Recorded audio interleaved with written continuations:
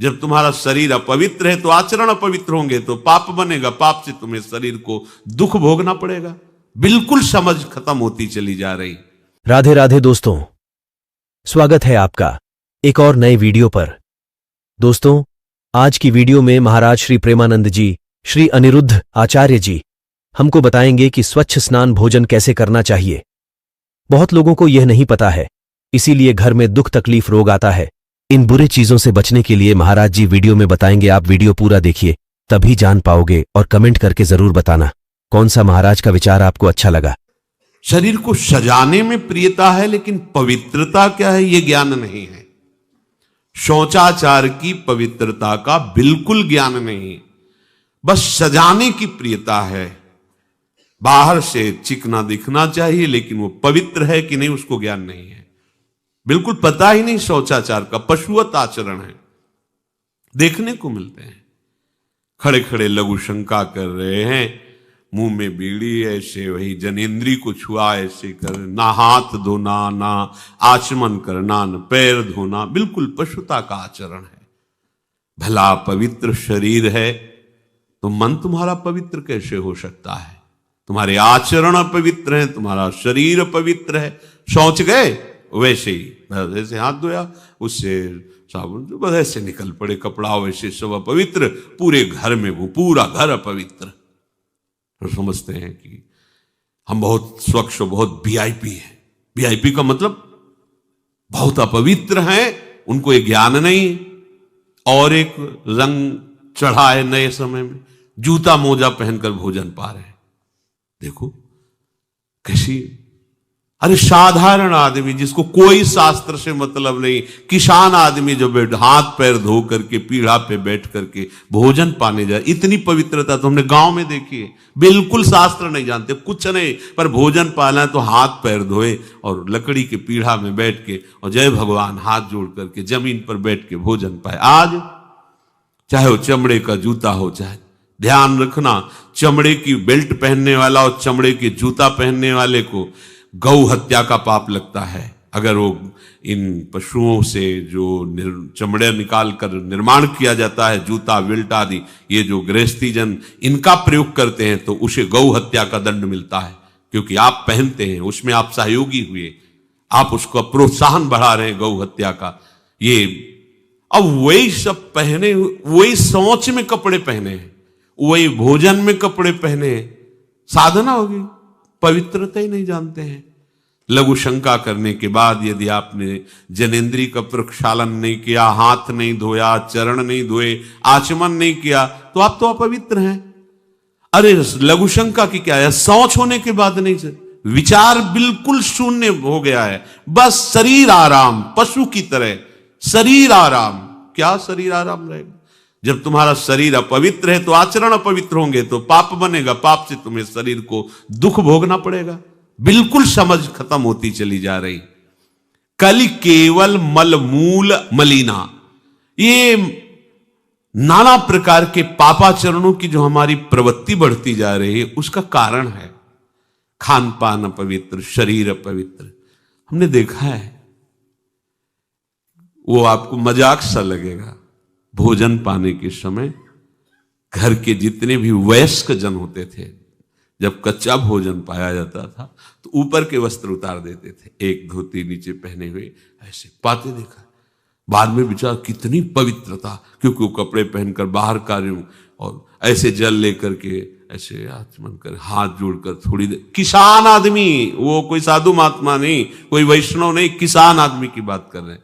हाथ में जय बोल करके प्रभु की फिर प्रसाद पाए, जय हो भगवान आपकी। आज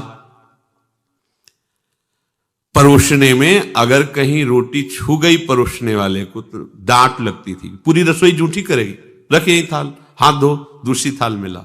आज उसी से अमुक ले रहा है, उसी से अमुक ले रहा है, उसी से अमुक ले रहा है। वो शराब पीने वाला है, मांस खाने वाला है, गंदे आचरण, उसी से आप ले रहे हैं। वो तो समाज में चलता है, समाज में तो समाज को लेकर चलना ही पड़ेगा। लघु शंका करने जाएं तो 3-4 कुल्ला करें, हाथ और मुंह धुलें, हाथ पांव धुलें, तब जाकर के आप शुद्ध होते हैं लघु शंका करने के बाद। यदि आप दीर्घ शंका जाते हैं, मल मूत्र की क्रियाओं के हम बारे में कह रहे हैं, मूत्र विसर्जन के बाद 4 कुल्ला करें, हाथ और मुंह धुलें, इसके बाद ही आप शुद्ध होंगे, नहीं तो आप अशुद्ध हैं। आज लोग जाते हैं लघु शंका करने, हाथ मुंह नहीं धुलते।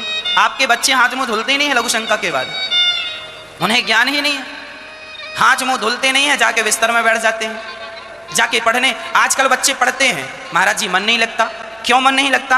क्योंकि तुम शुद्धता का ध्यान नहीं रख रहे हो। जब भी लघु शंका जाओ तो जरूर से 4 बार कुल्ला करो, हाथ धुलो, पांव धुलो और हल्का सा जल का छिड़काव अपने ऊपर कर लो और श्रीमन्नारायण श्रीमन्नारायण शब्द का उच्चारण कर लो। अब आप शुद्ध हो गए।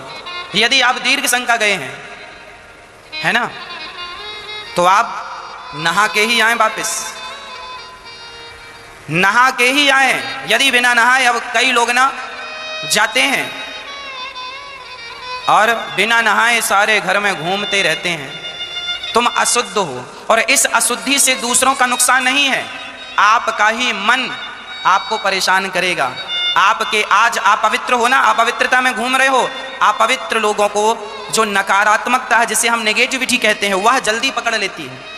व्यक्ति नेगेटिव होता है, नकारात्मकता की ओर बढ़ जाता है। इसलिए शुद्ध बनो। लघु शंका और दीर्घ शंका यह मलमूत्र की क्रियाएं हैं। दीर्घ शंका जाने, दिन में 4 बार दीर्घ शंका जाना पड़े तो 4 बार नहाओ, पूरा ना नहाओ तो अर्ध स्नान करो।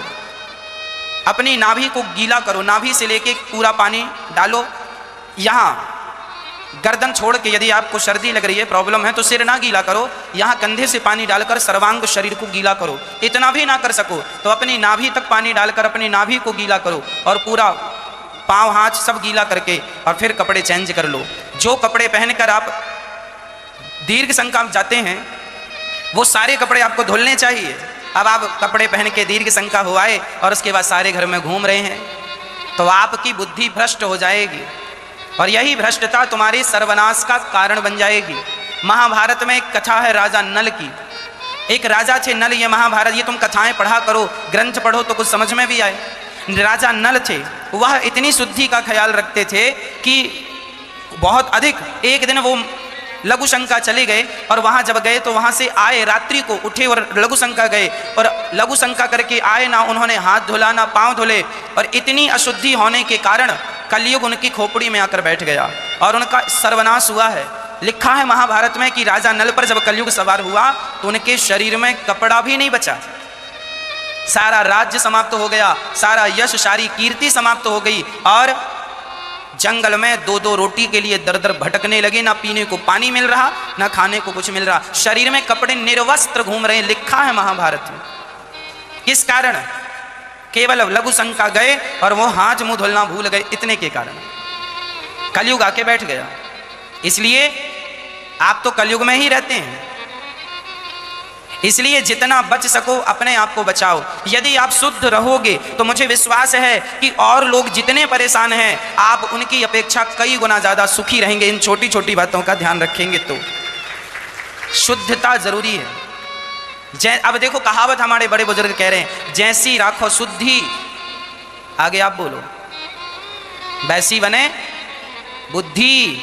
और सारी चीज़ें कहाँ से चल रही हैं? आज आपका यश है, आज आपका नाम है, आज आपके पास पैसा है, आज आपको लोग जानते हैं तो केवल आपकी बुद्धि के बल पर ही तो जानते हैं। आप बुद्धिमान हैं तो लोग जानते हैं आपको। तो जो आपकी बुद्धि है, क्या इस बुद्धि का संरक्षण करना आपका धर्म नहीं है? बोलो। आपके पास बुद्धि है तो वह बुद्धि पवित्र बनी रहे, इसका ख्याल रखना क्या हमारा और आपका फर्ज नहीं है? है। इसलिए आपका यदि आपकी शुद्धि बिगड़ जाएगी तो उसी दिन बुद्धि भी बिगड़ जाएगी। इसलिए शुद्धि ना बिगड़ने देना। और छोटे छोटे बच्चों को यही संस्कार दो कि लघु शंका जाओ। आप अपने बेटों को कहा करो लघु शंका जाया करें तो खड़े होकर लघु शंका ना किया करें, लघु शंका बैठ के करना चाहिए।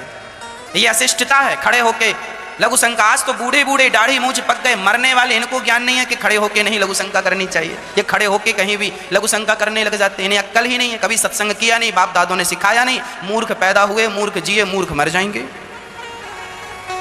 इन्हें कोई ज्ञान नहीं शास्त्रों का, सिद्धांतों का। ये तुम्हारी पृथ्वी माता है। क्या है? माता है। और हम माता की गोद में। अच्छा, हम अपनी माँ की गोद में हैं। जब हम छोटे से थे ना तब हम माँ की गोद में यदि सुसु कर देते थे ना तो वो अपराध नहीं होता था। छोटा सा बच्चा अपनी माँ की गोद में यदि सुसु कर दे तो क्या अपराध है? कोई माँ उसे साफ करती है, पर वही बच्चा बड़ा हो जाए और फिर खड़ा होकर माँ की तरफ सुसु कर दे जानबूझकर, तो ये अपराध है या नहीं? मतलब गोद में सुसु करना अपराध नहीं है, पर खड़ा होकर के माँ की तरफ करे तो अपराध है। अरे तुम बड़े हो गए हो, ये भारत तुम्हारी माता है, बैठ के करना चाहिए। लघु शंका बैठ के करना चाहिए, खड़े होके करना अपराध है। ये माता अपराध बन रहा है तुमसे और तुम्हें पता ही नहीं कि तुम क्या अपराध कर रहे हो। इसलिए हमारे शास्त्रों में मल मूत्र त्यागने का भी एक विधान है। कैसे त्यागना? कहीं ऐसा भी है कि शौच में पानी का ही प्रयोग नहीं होता हो? है? टिश्यू पेपर कह रहे हो। विचार करो यार, मतलब कहां पहुंच रहा है हमारा। ओ कहते वीआईपी लोग हैं, वाह है ये वीआईपी लोग। अरे बिना जल के कैसे प्रक्षालन हो जाएगा? कैसे आप पवित्र कैसे? पर पवित्र होना किसको चाहिए? वो तो पशुवत आचरण है। कली केवल मलमूल मलिना पाप पयोनिधि जन मन मीना। जैसे मछली जल में ही केली करती है, ऐसे कलियुगी प्राणी का मन पाप में ही केली करना चाहता है। अपवित्र विचार, कैसी कैसी मलिनताएं बढ़ती चली जा रही। रसोई अभी बनकर तैयार नहीं हुई, ऐसे सो खड़े खड़े वही रसोई, क्या पछता है? अरे एक बार बन जाए उसे थाल में लगाओ। हम नहीं कहते तुम भगवान का भोग लगाओ जाके, नहीं वैष्णव हो, नहीं भजन कर, कम से कम थोड़ी तो पवित्रता। एक बार थाल लग जाए, हाथ जोड़ो, अन्न को ही प्रणाम करो। अन्न ब्रह्म, उपनिषद में आता है, ये अन्न ब्रह्म है, उसे प्रणाम करो। वह हमारे जीवन को पुष्ट करता है, हमें भगवत भाव। हाथ जोड़कर, कहां हाथ जुड़े? वो तो जूता पहने वैसे ही सब कोई खड़े खड़े खा रहा है, कोई मतलब ये हो क्या रहा है? हमने देखा है पहले बारात आती थी तो पट्टियां बिछाई जाती थी, गोबर से जमीन लिपी होती थी, दो आदमी पात्र लिए खड़े, सबके हाथ पैर धुलाए, सब बैठ गए, फिर सबको परोसा, माताएं मंगल गीत गा रही, परोसा जा, कितना पवित्र होता था। आज कोई ऐसा कमाई मिलेगा जो शराब न पिए हो, कोई ऐसा कमाई मिलेगा जो उद्दंडता न कर रहा। पशुता बढ़ रही ना। कैसे? कल्याण का तो शब्द ही नहीं उनको कि कल्याण क्या, उनका यही कल्याण है, बस जनेन्द्री रसेंद्री की तृप्ति होती रहे, उतना ही वो सब कुछ समझते हैं। गोस्वामी जी कह रहे ये नाम कामतरु है, सब कामनाएं पूर्ण करने वाला है, और ये काल का भी काल है। देखो नाम अगर जिह्वा पे विराजमान है तो अपवित्र पवित्रो वा सर्वावस्थांगतोपि वह यह स्मरेत पुंडरीकाक्षम सवायाभ्यंतर शुचि। बाह्य और अभ्यंतर से पवित्र। पर यदि आपने सदाचार का पालन नहीं किया, शौचाचार का, तो नाम में रुचि होगी नहीं, ध्यान रखना। अगर कोई ऐसे नाम में रुचि, जब मनाया मुझ उठाया, जब मनाया, कैसी कैसी पशुता है, चिड़िया की तरह चुनते रहते हो। अरे एक बार, दो बार, तीन बार एक अपने भोजन का समय निश्चित करो, थोड़ा शांति से बैठकर भगवत भाव में आकर तब भोजन पाओ। वैसे ही आपका भाव बनेगा जैसा भोजन आपका है। पाते समय जिन भावों से आप युक्त हैं, लोग चिंतित रहते, परेशान रहते। क्यों? क्योंकि भोजन पाते समय परेशान थे, तो अब वो भोजन का जो रस है ना, वो केवल परेशानी पैदा करेगा। मान लो हमारी बात, ये निश्चित बात, भोजन के समय सारी चिंताओं को छोड़ो, आनंदमय होकर। बहुत बहुत धन्यवाद दोस्तों, वीडियो पूरा देखने के लिए। मुझे उम्मीद है कि वीडियो आपको अच्छा लगा। दोस्तों, महाराज जी के इन बातों को अगर फॉलो करोगे तो बुरे कर्म, रोग, दुख, तकलीफ, सारे परेशानियों से हमेशा बचे रहोगे। वीडियो को लाइक, कमेंट, चैनल को सब्सक्राइब कीजिए। मिलते हैं एक और नए वीडियो पर। राधे राधे।